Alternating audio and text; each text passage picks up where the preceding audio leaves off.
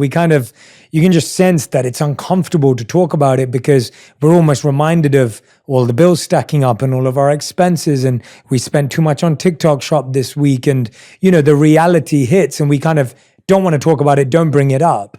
How do we get out of that stressful wiring? And you talked about it even there with your background. Like, I grew up in a family where we didn't have the healthiest relationship with money because we never had enough, or we always had just enough, and that was good enough. And that was always like, you're just looking at your bank balance sitting at zero all the time. Like, how do we rewire our relationship with money? Because most of us have a stressful relationship with money. Well, when you think about how they help people who are depressed, it's a combination of talk therapy and, if needed, some sort of pharmaceutical intervention. I think mental illness or mental unwellness around money, I think we absolutely need to, one, have more financial literacy. I think we should have a class called Adulting in your senior year of high school that says, my kid can do derivatives, but I just figured out he doesn't understand the interest rate on his credit card.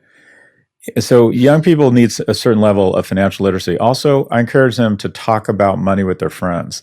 It's especially hard for men. Women are disproportionately evaluated based on their aesthetics. Men are disproportionately evaluated based on their economic vitality.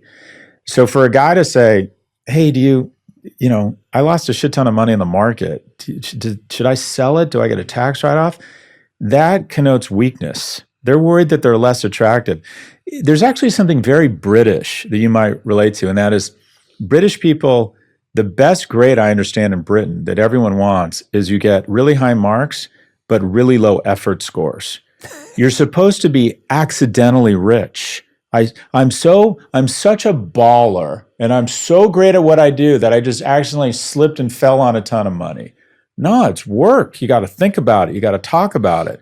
So I encourage people to talk to their friends. And if you're comfortable, this is how much money I'm making. This is how much I'm saving. This is, taxation is really important. Well, what if I moved to Florida? How much money would I save?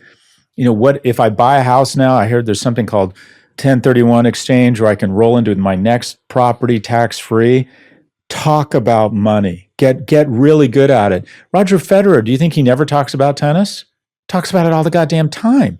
Do you want to be great at money? Most people say, yeah, I want to be great at money. Is anybody great at anything? If I wanted to be an amazing evolutionary anthropologist, would I never talk about it? Would I never bring it up in conversation? Would I never want to talk to other people about evolutionary anthropology? If you want to be good at money, put down the facade and start talking to people about their investments, how much money they make, what they do with their money, how they save money, what they do to try and limit their spending. I talk about stoicism. See if you can find a practice where you get reward or a dopa hit from exercise or relationships. Gamify saving money.